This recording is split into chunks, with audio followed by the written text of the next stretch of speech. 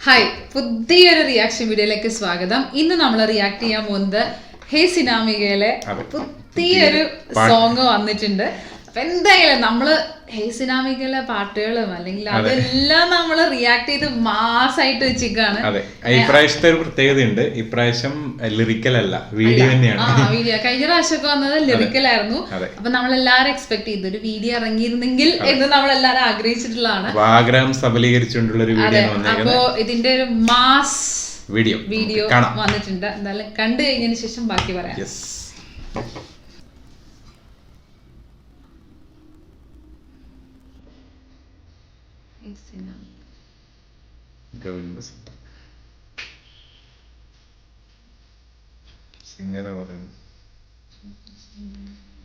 അത് തീരാ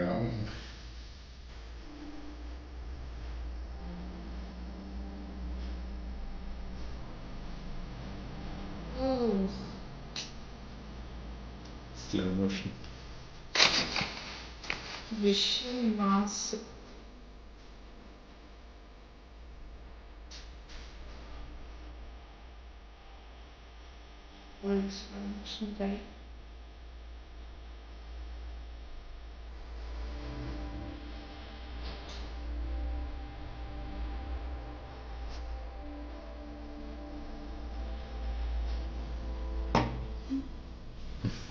ഇല്ല, തീർന്നില്ല.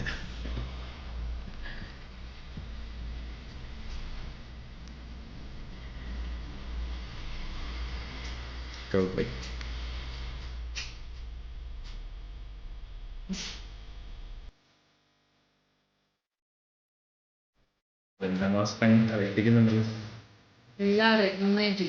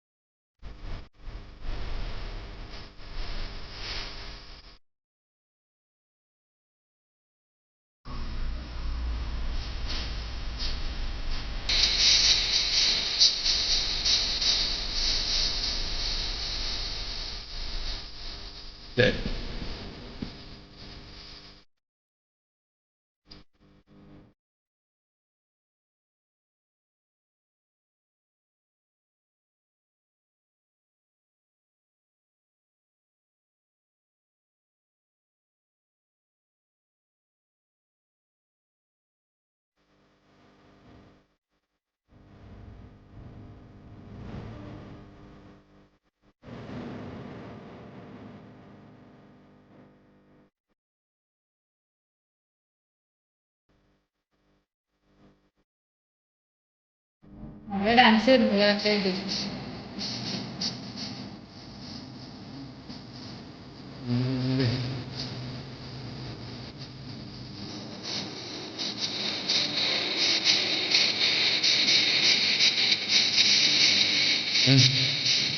ഏതായാലും എന്ത്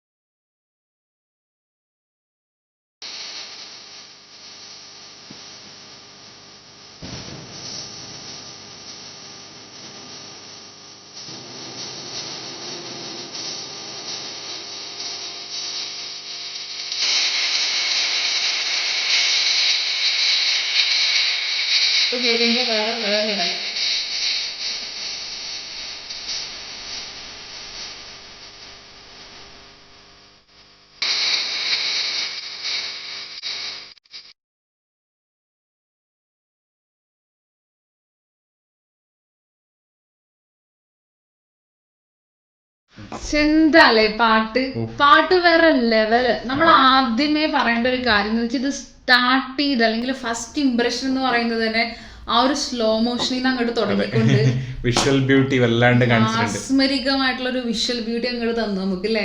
ആദ്യമേ തന്നെ രണ്ടുപേരുടെയും ഓൺ സ്ക്രീൻ കെമിസ്ട്രി എന്ന് പറയുന്നത് വേറെ ലെവൽ. അതെ, രണ്ടുപേരും കാണിച്ചത് നല്ല ആ ഒരു ഒഴുക്കിൽ ഇങ്ങനെ പോയി. പിന്നെ പാട്ടും നമുക്ക് നല്ല കേൾക്കുമ്പോൾ തന്നെ നമുക്കറിയാം നമുക്ക് പരിചയമുള്ളൊരു സോങ് ആണല്ലേ നമ്മുടെ അയിലമത്തി ചൂരകാരി. അതെ, നമുക്ക് തൈക്കുടം ബ്രിഡ്ജ് അത് പുള്ളിക്കാരൻ തന്നെ ഗോവിന്ദാസൻ തന്നെയാണ് പാടിയിട്ടുള്ളതും. അപ്പൊ അതെല്ലാം നമുക്കിത് കേൾക്കുമ്പോ തന്നെ ഏകദേശം ആ ഒരു ട്യൂൺ വരുമ്പോ തന്നെ നമുക്ക് മനസ്സിലാവും ആ പാട്ട് തന്നെയാണ് സ്വന്തം പാട്ട് തന്നെ തമിഴിലോട്ട് അപ്പൊ അതാകുമ്പോന്ന് വെച്ചിട്ടുണ്ടെങ്കിൽ ലൈക്ക് എല്ലാവർക്കും ഇഷ്ടമുള്ള ഒരു പാട്ടാണ്. അതല്ല നമ്മളെല്ലാവർക്കും കേൾക്കാൻ ഇഷ്ടമുള്ളത്.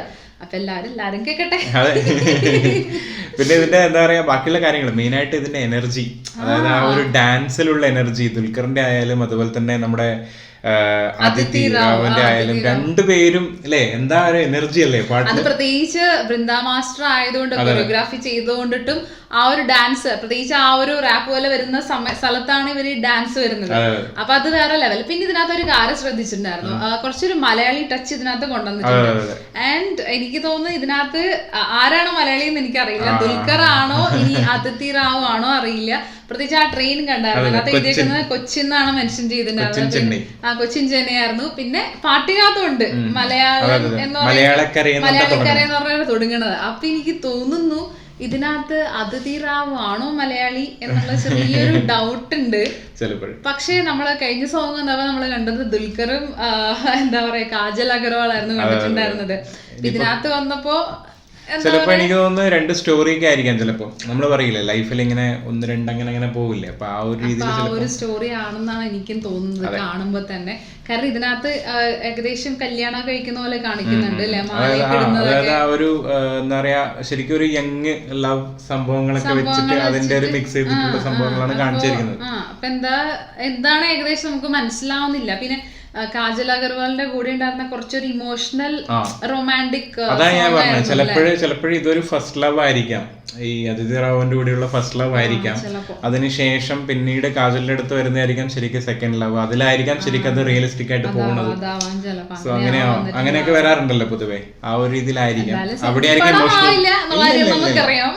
ഒരു നല്ലൊരു അടിച്ചുപൊളി റൊമാൻറ്റിക് പടം തന്നെ ആയിരിക്കും എന്തായാലും. പിന്നെ എന്താ പറയാ പാട്ടുകളും ബ്യൂട്ടി ആൻഡ് ഇതിന്റെ കൊറിയോഗ്രാഫിന്റെ ഓവറോൾ ആയിട്ടുള്ള എല്ലാ സംഭവം നോക്കിയിട്ടുണ്ടെങ്കിൽ വേറെ ലെവൽ. എല്ലാ സംഭവം ഇപ്പൊ മറ്റേ ബീച്ചൊക്കെ കാണിച്ചപ്പോഴാണെങ്കിലും എന്ത് കാണിച്ചപ്പോഴാണെങ്കിലും ഓരോ ഷോട്ടിലും എന്തൊക്കെയോ ഒരു ബ്യൂട്ടി ഉണ്ട് അതിനകത്ത്. പിന്നെ ഇതിന്റെ പ്രത്യേകത നമ്മൾ കഴിഞ്ഞ വീഡിയോയിൽ പറഞ്ഞിട്ടുണ്ടായിരുന്നു, പ്രീത ജയറാം എന്ന് പറഞ്ഞിട്ട് ഒരു ഫീമെയിൽ സിനിമാറ്റോഗ്രാഫിയാണ് ചെയ്തിരിക്കുന്നത്. അപ്പൊ അതിന്റെ ഒരു നമ്മൾ പറയില്ല ഒരു കണക്ഷൻ ഉണ്ടാവും. ഡയറക്ടർ അതുപോലെ ക്യാമറാമാൻ എപ്പോഴും ഒരു കെമിസ്ട്രി എപ്പോഴും വേണം.